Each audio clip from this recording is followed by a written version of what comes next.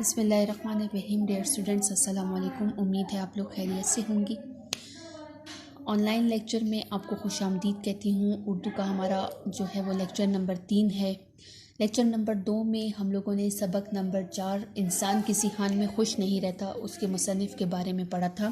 اب ہم اپنے باقاعدہ سبق کا آغاز کرتے ہیں۔ آپ لوگوں کے پاس جو آپ لوگوں کی درسی کتاب میں سبق نمبر 4 ہے، انسان کسی حال میں خوش نہیں رہتا، مصنف محمد حسین آزاد، صفحہ نمبر 27۔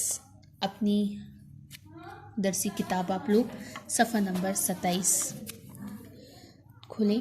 اس میں ہم لوگوں نے محمد حسین آزاد کے بارے میں پڑھ لیا تھا۔ اب ہم جو ہے باقاعدہ اپنے سبق کا آغاز کریں گے۔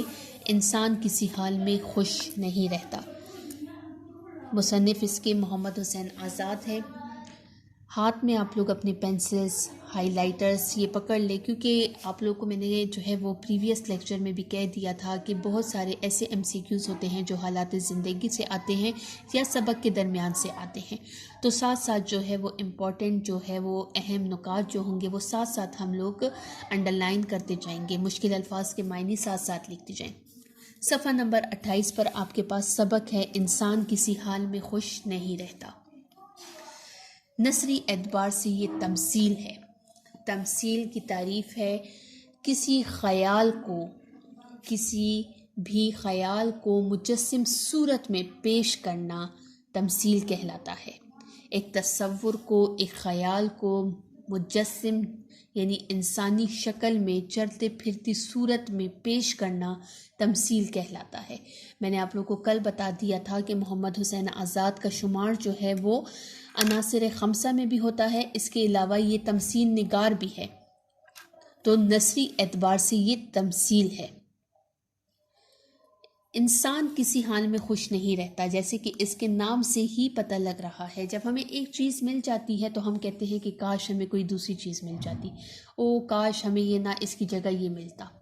یعنی انسان کسی حال میں بھی خوش نہیں ہوتا، وہ ہمیشہ اپنی پریشانیوں کو، اپنے مشکلات کو جو ہوتا ہے وہ بہت بڑا تصور کرتا ہے اور دوسروں کے بارے میں سوچتا ہے کہ اس کی پریشانی، اس کی مصیبت جو ہے یہ بہت جو ہے چھوٹی ہے، اگر اس کی پریشانی، اس کی مصیبت جو ہے وہ مجھ پر آئی ہوتی تو میں اس کو بہت آسانی سے برداشت کر لیتا۔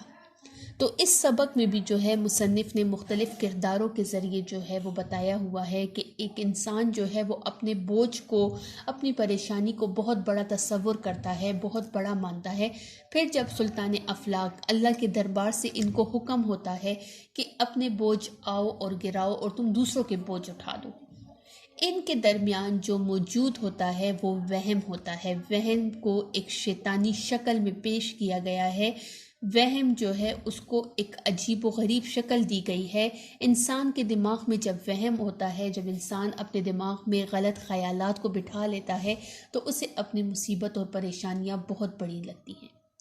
تو یہاں پر بھی لوگوں کو وہم ہوا ہوتا ہے، وہ اپنے پریشانیوں کو بہت بڑا تصور کرتے ہیں، وہ وہم کو یہاں پر مجسم صورت میں پیش کیا گیا ہے۔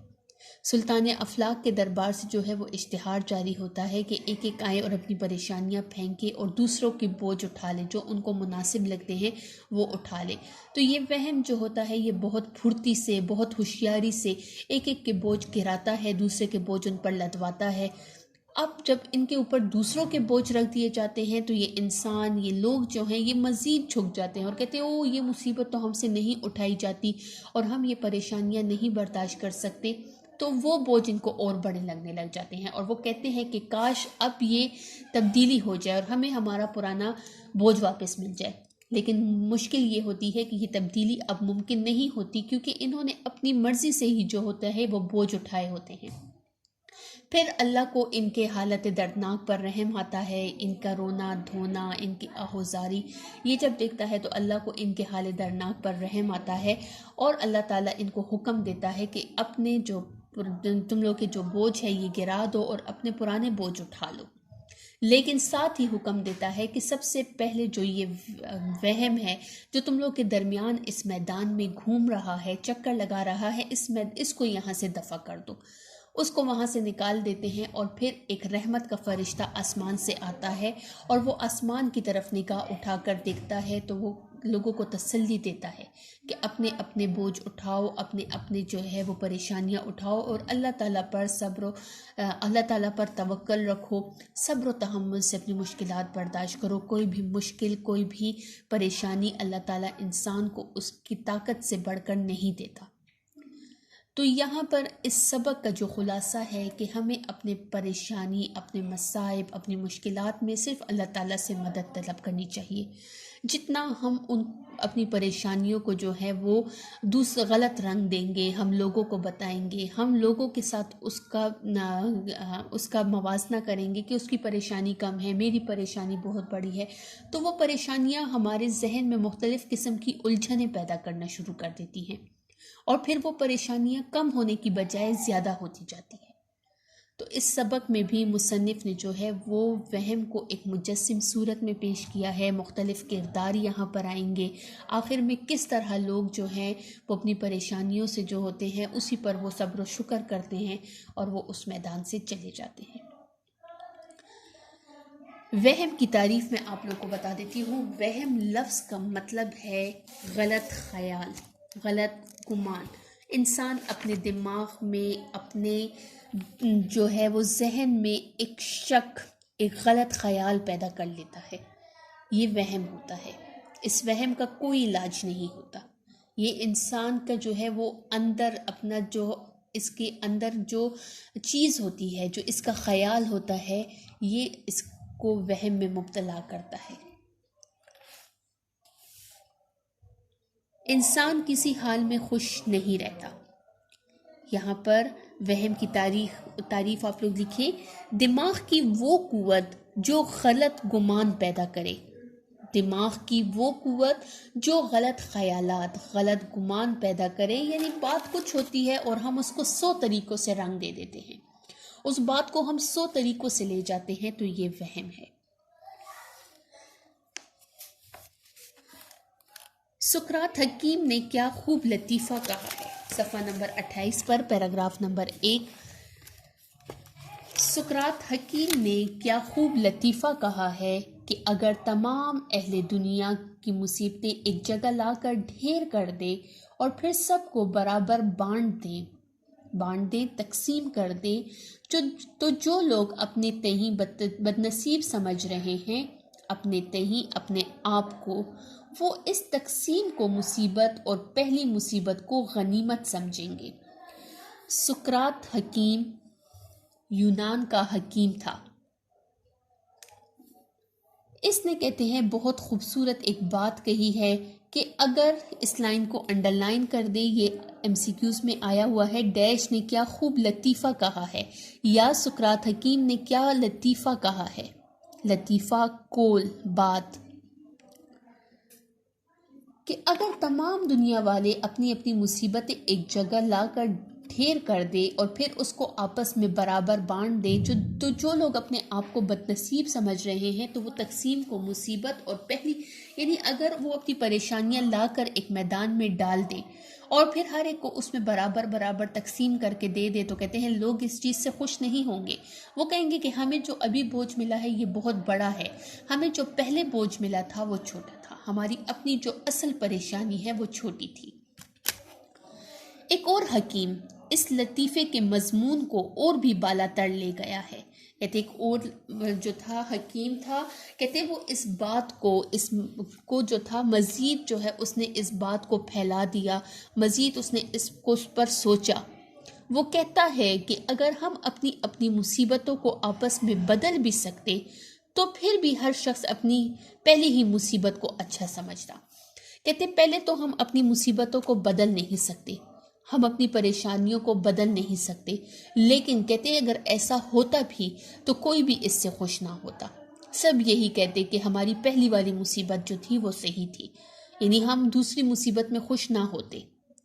میں ان دونوں خیالوں کو وسعت دے رہا تھا۔ میں یہاں مصنف بات کر رہے ہیں کہ میں ان دونوں خیالات کو، دونوں حکیم کے جو ہیں وہ خیالات کو میں پھیلا رہا تھا، وسعت دینا، پھیلانا، اور بے فکری کے تکیے سے لگا بیٹھا تھا کہ نیند آ گئی۔ آپ نے جو ہے یہاں پر کل پڑھ لیا تھا کہ محمد حسین آزاد نے جو ہے وہ خیالی موضوعات پہ بھی لکھا ہے، تو یہ جو انہوں نے سبق لکھا ہے یہ تمثیل ہے اور یہ خیالی ہے، ٹھیک ہے۔ تو کہتے ہیں کہ میں ان دونوں خیالات کو پھیلا رہا تھا، میں بہت بے فکری سے جو تھا وہ تکیے سے لیٹا تھا کہ مجھے نیند آ گئی، اور کہتا ہے میں سو گیا تھا، اب خواب دیکھتا ہوں کہ سلطان افلاک، افلاک فلک کی جمع، آسمان کا سلطان یعنی اللہ کے دربار سے ایک اشتہار جاری ہوا، خلاصہ جس کا یہ ہے کہ تمام اہل عالم اپنے اپنے رنج و علم مرکب عطفی، دکھ درد اور مصائب مصیبت کی جمع و تکالیف، مرکب عطفی ہے تکلیف کی جمع، رنج و علم بھی مرکب عطفی ہے، مصائب و تکالیف بھی مرکب عطفی ہے، کو لائیں اور ایک جگہ ڈھیر لگائیں۔ چنانچہ اس مطلب کے لیے ایک میدان کے میدان خیال سے بھی زیادہ وسیع تھا، بڑا تھا، تجویز مقرر ہوا اور لوگ آنا شروع ہوئے۔ اب یہاں پر مصنف کہہ رہے ہیں کہ میں ان دونوں خیالات کو وسعت دے رہا تھا، اور کہتے ہیں میں ان کے درمیان بے فکری سے جو تھا وہ بے فکری سے میں بیٹھا ہوا تھا، اور کہتے ہیں میں سو گیا۔ اب کہتے ہیں میں خواب میں دیکھ رہا ہوں کہ اللہ کے دربار سے ایک اشتہار حکم جاری ہوا، کہتے ہیں جس کا خلاصہ یہ ہے کہ تمام دنیا والے اپنے اپنے پریشانیاں، اپنی اپنی مصیبتیں لائیں اور ایک جگہ ڈھیر لگائیں، ڈھیر لگانا جمع کرنا۔ چنانچہ اس مطلب کے لیے اب جو تھا وہ پوری دنیا کے لوگ آنے تھے، پوری دنیا کے لوگوں نے جمع ہونا تھا۔ تو کہتے ہیں کہ میں اب اس کے لیے ایک میدان تجویز ہوا، اور کہتے ہیں وہ میدان اس قدر بڑا تھا، اتنا بڑا تھا، کہتے ہیں کہ یہ ہمارے خیال سے، ہماری سوچ سے بھی یہ بڑا میدان تھا، اور ان لوگ آنا شروع ہوئے۔ میں بیچوں بیچ کھڑا تھا، کہتے ہیں میں ان کے درمیان میں کھڑا تھا اور ان کے تماشے کا لطف اٹھا رہا تھا۔ کہتے ہیں میں اس میدان میں درمیان میں کھڑا تھا، میں یہاں پر مصنف اپنی بات کر رہے ہیں، اور کہتے ہیں میں بہت مزہ لے رہا تھا، لطف اٹھانا، مزہ لینا، دیکھتا تھا کہ ایک کے بعد ایک آتا ہے اور اپنا بوجھ سر سے پھینک جاتا ہے۔ کہتے ہیں اللہ کے دربار سے حکم ہوا ہے کہ آؤ اور اپنی اپنی پریشانیاں گراؤ۔ اب کوئی پریشانی ایسی کوئی ہمارے پاس چیز نہیں ہے، سالڈ فارم میں یہ چیز ہمارے پاس نہیں ہے، مطلب ایک سخت جس کو ہم اٹھا کر پھینک دیں، یہ ایک خیال ہوتا ہے، بس جو آتا تھا سر ہلا دیتا تھا، چلا جاتا تھا، اس کی وہ پریشانی گر جاتی تھی۔ لیکن جو بوجھ گرتا ہے مقدار میں اور بھی بڑا ہو جاتا ہے۔ کہتے ہیں وہ جو گراتے تھے، کہتے ہیں وہ اس طرح بے ترتیبی سے گراتے تھے، کہتے ہیں وہ اور بھی مقدار میں بڑا ہو جاتا تھا، یہاں تک کہ وہ مصیبتوں کا پہاڑ بادلوں سے بھی اونچا ہو گیا۔ اس لائن کو آپ لوگ انڈر لائن کر دیں کہ مصیبتوں کا پہاڑ بادلوں سے بھی اونچا ہو گیا۔ کہتے ہیں اب جو بھی آ رہا تھا اپنا بوجھ اپنے سر سے گرا رہا تھا، کہتے ہیں جو بھی بوجھ گرتا تھا زمین پر تو کہتے ہیں وہ مقدار میں بہت بڑا ہو جاتا تھا۔ پوری دنیا کے لوگ جو تھے وہ ایک جگہ پر آ رہے تھے، ایک جگہ پر، تو کہتے ہیں وہ بہت بڑا میدان تھا۔ تو کہتے ہیں میں ان کے درمیان کھڑا ان کے تماشے کا لطف اٹھا رہا تھا، اور کہتے ہیں یہاں تک کہ وہ مصیبتوں کا پہاڑ جو ہے وہ بادلوں سے بھی اونچا ہو گیا۔ اب یہاں پر وہم کی شکل پیش کی گئی ہے، یہاں آپ لوگ ساتھ ہیڈنگ لکھ لیں، وہم کی تصویر۔ یہ اب وہم کس طرح ہے؟ ایک شخص سوکھا سہما کمزور، دبلاپے کمزوری کے مارے فقط صرف ہوا کی حالت ہو رہا تھا۔ کہتے ہیں ایک بہت ہی کمزور سا شخص تھا، ایک بہت ہی کمزور سا، کہتے ہیں کہ وہ اس قدر کمزور تھا کہ ہوا اسے اڑا لے جائے۔ اس انبوہ میں نہایت چالاکی اور پھرتی سے پھر رہا تھا، اس انبوہ میں، اس رش میں، اس بھیڑ میں، کہتے ہیں بہت ہوشیاری سے، بہت پھرتی سے، ایکٹیو ہو کر، چست ہو کر، پھرتی چست ہو کر، کہتے وہ ادھر ادھر پھر رہا تھا۔ اس کے ہاتھ میں ایک آئینہ تھا جس میں شکل نہایت بڑی معلوم ہوتی تھی۔ کہتے ہیں اب یہاں پر اس فہم یہ انتہائی کمزور تھا، بہت چالاکی سے، چست طریقے سے پھر رہا تھا۔ اس کے ہاتھ میں ایک آئینہ تھا، اس کے ہاتھ میں وہ والا آئینہ تھا جس کا ایک طرف جو ہوتا ہے وہ بڑا کر، شکل بڑی کر کے دکھاتا ہے، اور دوسری سائڈ جو ہوتی ہے وہ صحیح ہوتی ہے۔ تو کہتے ہیں اس کے ہاتھ میں وہ آئینہ تھا۔ یہاں پر تک آپ لوگ دیکھیں۔